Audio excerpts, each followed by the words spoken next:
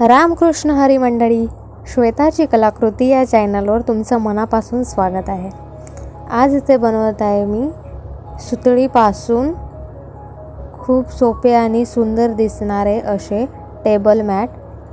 आपल्या चॅनलवर टाकाऊ वस्तूपासून टिकाऊ छान सुंदर DIY आणि तेही बनवण्यास सोपे असणारे DIY, त्याचबरोबर मोटिवेशनल आणि भक्तांच्या गोष्टी देखील तुम्हाला आपल्या या चॅनलवर ऐकण्यास मिळेल। कथेचं नाव आहे शेतकरी आणि गाय। एका गावात राम नावाचा एक शेतकरी राहत होता।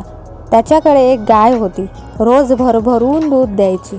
पण एकदा ती आजारी पडली, दूध देणं बंद केलं। मग रामने तिला हाकलून दिलं। शेतकऱ्याला आपली गरज नाही असं विचार करून ती बिचारी गाय निघाली। वाटेत चालता चालता ती गाय पडली। तेव्हा श्याम नावाच्या एका शेतकऱ्याने तिला आपल्या घरी नेलं।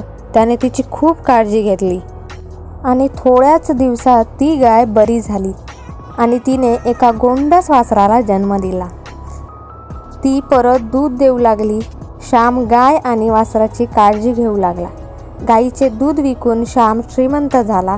ही गोष्ट रामला कळताच तो श्यामच्या घरी आला आणि त्याच्याशी भांडू लागला।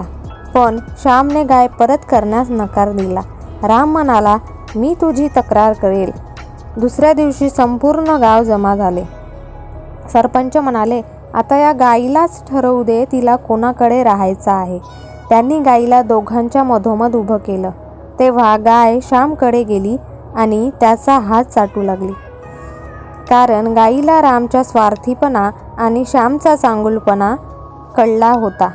सरपंचाने गाईला श्यामच्या स्वाधीन केले। मित्रांनो, या गोष्टीतून आपण शिकलो, चांगुलपणाने आपण सगळ्यांचे मन जिंकू शकतो। कथा कशी वाटली हे कमेंटमध्ये नक्की सांगा।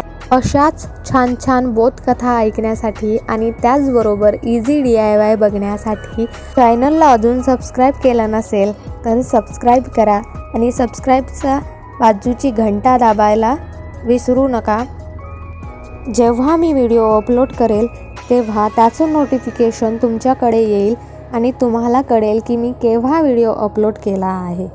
तर इथे आपली ज्यूट मॅट ऑलमोस्ट रेडी झालेली आहे। फक्त रोपच्या ज्या जास्तच्या फ्रिल्स बाहेर निघलेल्या आहे त्या कैचीने कट करून घ्यायच्या आहे। आत्तापर्यंत जर तुम्हाला व्हिडिओ आवडला असेल तर व्हिडिओला लाईक करून कमेंटमध्ये रामकृष्ण हरी लिहायला विसरू नका।